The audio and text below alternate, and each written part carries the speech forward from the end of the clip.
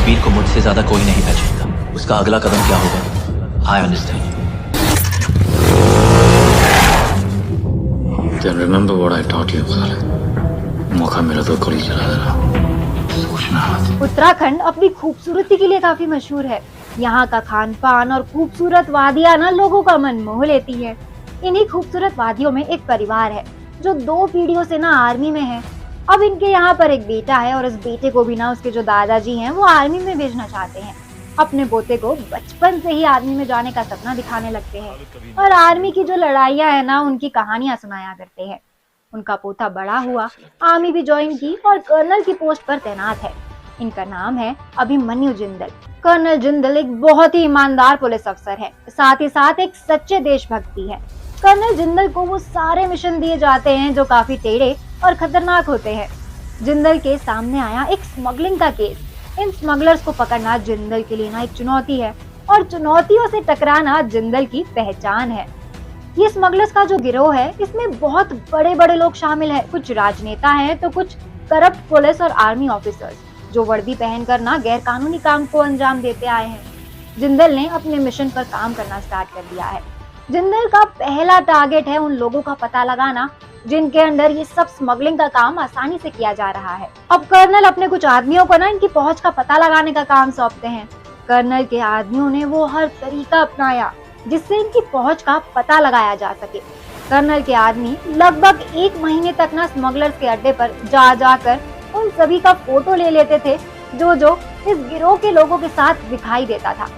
ये फोटो सबूत के तौर पर कर्नल के काम आएंगे, पर कुछ ही फोटो कर्नल तक पहुंच पाती है क्योंकि कर्नल के आदमियों को ना स्मगलर्स ने एक दिन फोटो खींचते हुए देख लिया और उनका पीछा करके तुरंत ही उन्हें गोली मार दी। अब स्मगलर्स हर तरफ से अलर्ट हो गए कि कोई उनका पीछा कर रहा है।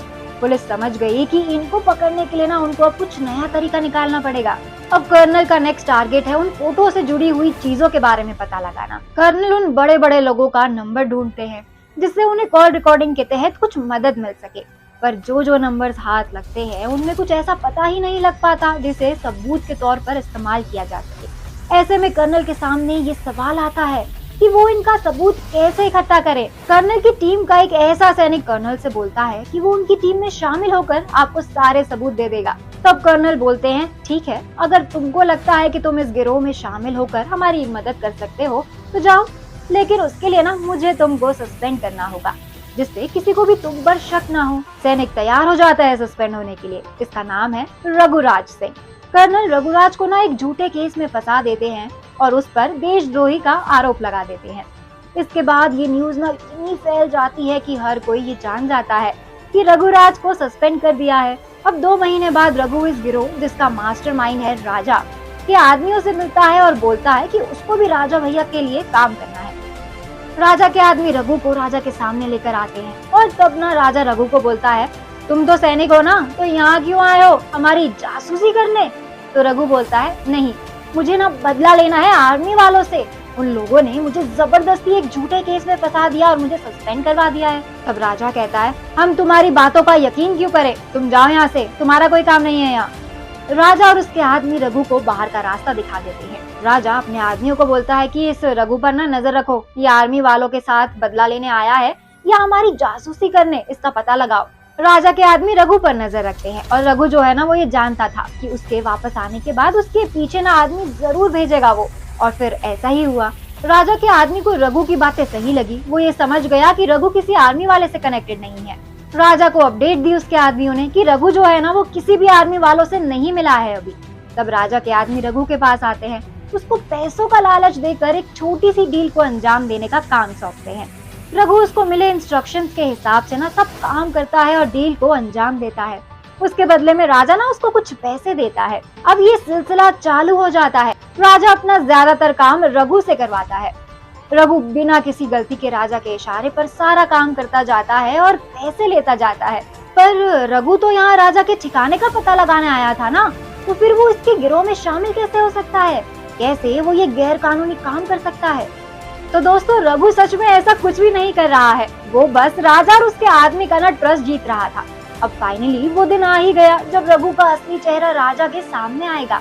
रघु ने भरोसा तो जीत ही लिया है राजा भैया का। अब वो बोलता है कि भैया क्या मैं अपने बच्चों और परिवार को लेकर घूमने के लिए जा सकता हूँ? बच्चे ना बहुत जिद कर रहे हैं।